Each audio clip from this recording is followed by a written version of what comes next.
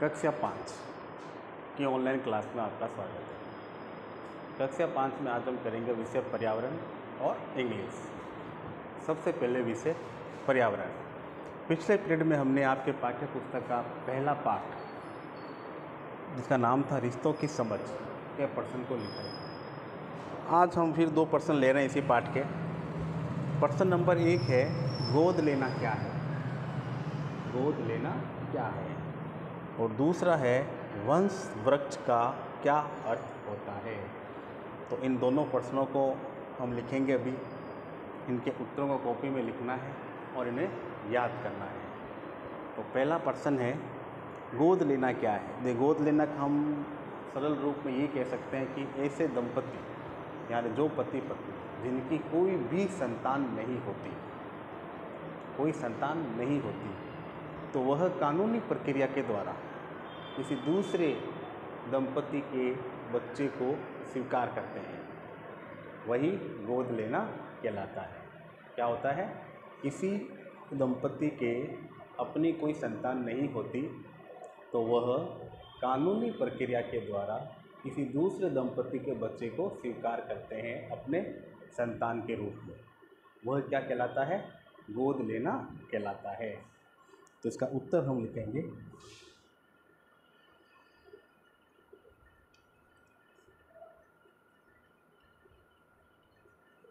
कानूनी प्रक्रिया द्वारा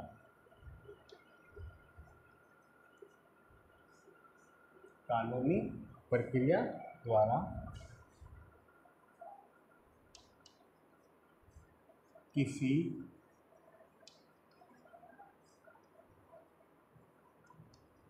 दंपति मीन्स होता है पति पत्नी। क्या होता है? पति पत्नी की वास्तविक संतान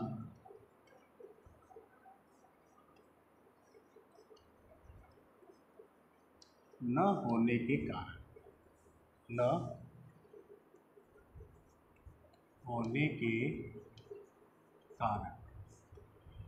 कानूनी प्रक्रिया द्वारा किसी दंपति की वास्तविक संतान न होने के कारण वह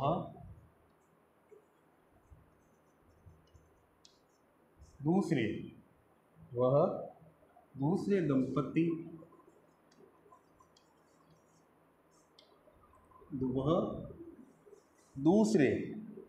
दंपति की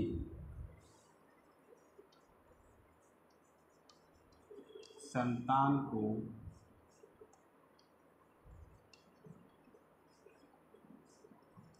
अपनी संतान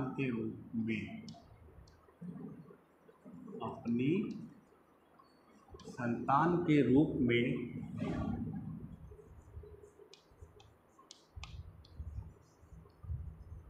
स्वीकार कर लेना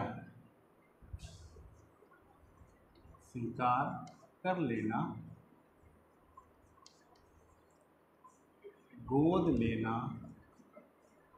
कहलाता है। गोद लेना कहलाता है। यह है गोद लेना क्या है, इसके बारे में मैंने आपको समझाया और इसको उत्तर के रूप में आपको इसी प्रकार से लिखना है। प्रश्न नंबर 2, ये है, वंश वृक्ष का क्या अर्थ होता है? देखिए, वंश का मतलब होता है किसी परिवार की पीढ़ियों की संख्या। वृक्ष का मतलब होता है पेड़। जिस प्रकार पेड़ की शाखाएं होती है, उसी प्रकार वंश वृक्ष क्या होता है, ये आपको समझना है। तो इसका उत्तर है,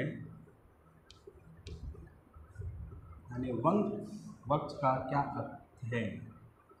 वंश वृक्ष का क्या अर्थ है? तो कई पीढ़ियों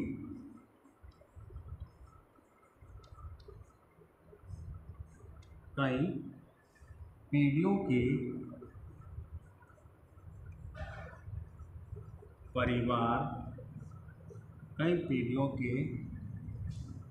परिवारों के सदस्यों परिवारों के सदस्यों एंड उनके घनिष्ठ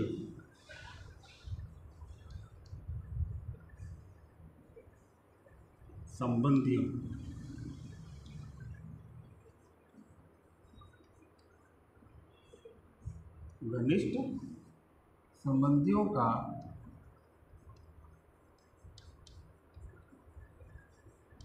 आरेखीय घनिष्ठ संबंधियों का आरेखीय निरूपण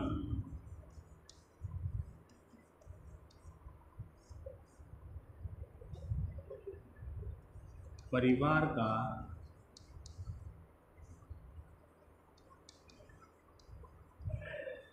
वंश वर्ग कहलाता है।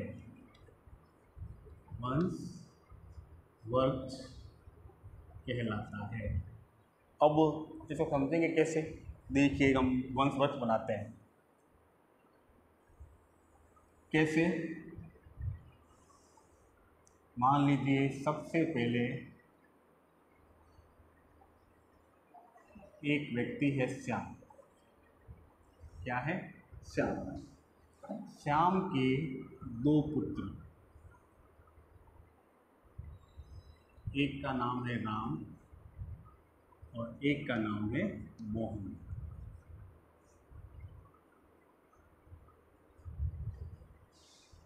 श्याम हो गया। श्याम के कितने पुत्र हैं? दो, राम और मोहन। अब राम के तीन पुत्र, मान ले दो पुत्र ले लेते हैं, नाम लिख दिए, मान ले रिंकू, राजेश, एक हो गया पुत्री राधा। अब इसी प्रकार से मोहन के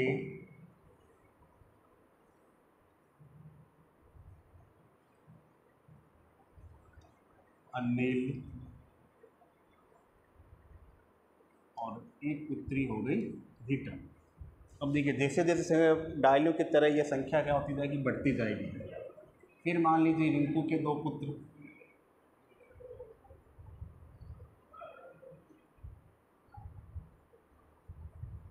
सुरेश और सुनीता। तो इस प्रकार से दो श्याम के दो पुत्र राम और मोहन, राम के दो पुत्र रिंकू राजेश और एक पुत्री राधा, मोहन के हो गए दो, एक पुत्र एक पुत्री अनिल और रीता। इसी प्रकार से फिर अनिल के दो पुत्र,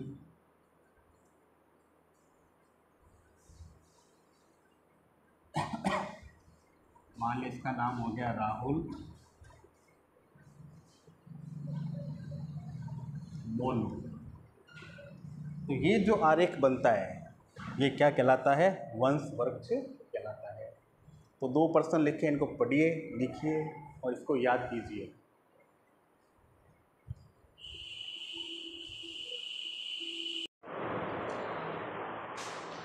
अब हम करेंगे विषय इंग्लिश। अंग्रेजी में आज हम लिखेंगे कहानी, स्टोरी यानी कहानी। कहानी का शीर्षक है ए ग्रीडी फार्मर। ए ग्रीडी फार्मर। देखिए, ग्रीडी मीन्स होता है लालची। क्या होता है? लालची। फार्मर मीन्स होता है किसान, यानी एक लालची किसान की कहानी है। इस कहानी को हम लिखेंगे, आपको इसको कॉपी में उतारना है और इसको याद करना है। कहानी का शीर्षक क्या है? ए ग्रीडी फार्मर। ये लिखते हैं ONCE once there, once means क्या होता है? एक बार। there was a greedy FARMER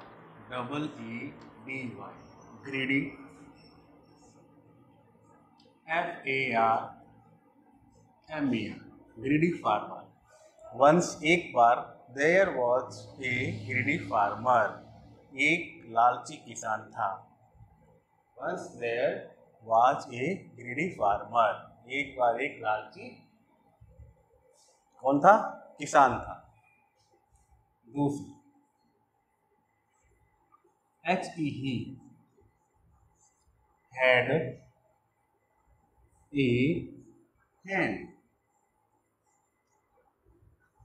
He had a hen. यानी उसके पास एक मुर्गी थी। He had a hen. उसके पास एक मुर्गी थी।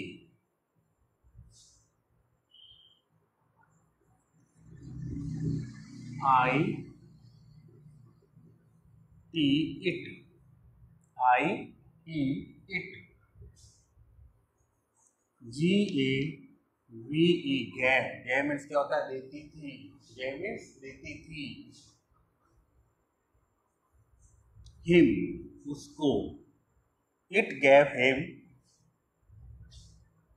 one GOLD gold egg DAILY daily। यानी इट गैव हिम वह उसको देती थी। क्या देती थी? 1 गोल्ड एग डेली। यानी एक गोल्ड मीन्स सोना, एग मीन्स अंडा, डेली मीन्स हमेशा। यानी वह उसको हमेशा एक सोने का अंडा देती थी।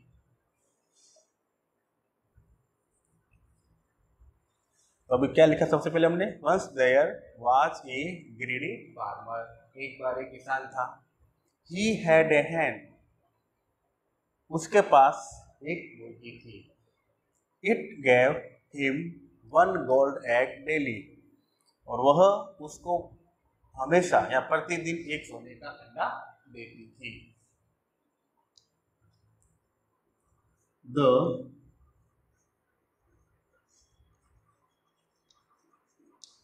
Farmer was greedy. किसान क्या था? लालची था। द फार्मर वाज ग्रीडी यानी किसान क्या था? लालची था।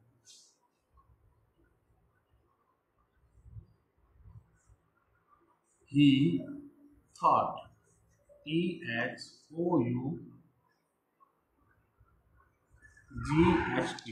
He thought उसने सोचा।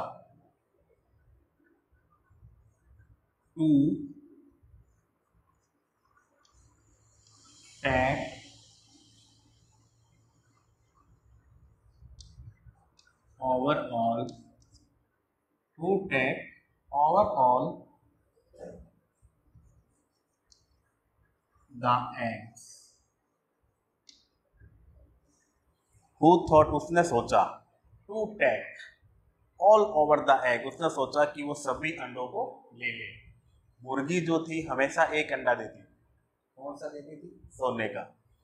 लेकिन किसान क्या था? लालची। उसने सोचा कि मैं एक बार में ही सारे अंडे प्राप्त कर लूं। तो he thought to take over all the egg। उसने सोचा कि मैं सभी अंडों को प्राप्त कर लूं।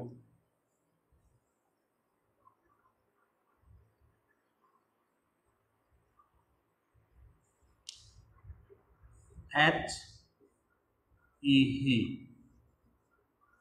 CUT cut। He cut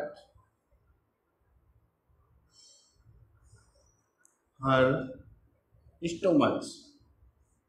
STOMACH।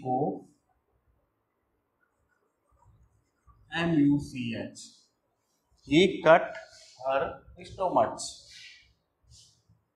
Stomach means क्या होता है? पेट। क्या होता है? पेट। उसने उसके पेट को काट दिया।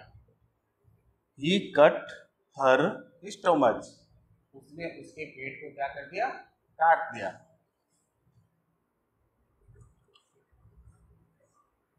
THERE there was no egg। There was no egg। लेकिन वहां पर कोई भी अंडा नहीं था। लेकिन there was no eggs लेकिन वहां पर कोई भी अंडा नहीं था।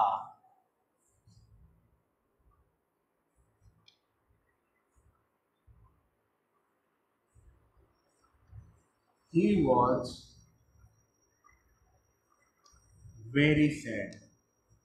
वह बहुत उदास हुआ।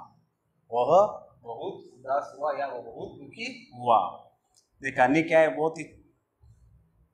Once there was a greedy farmer. एक बार एक लालची किसान था। He had a hen. उसके पास एक मुर्गी थी।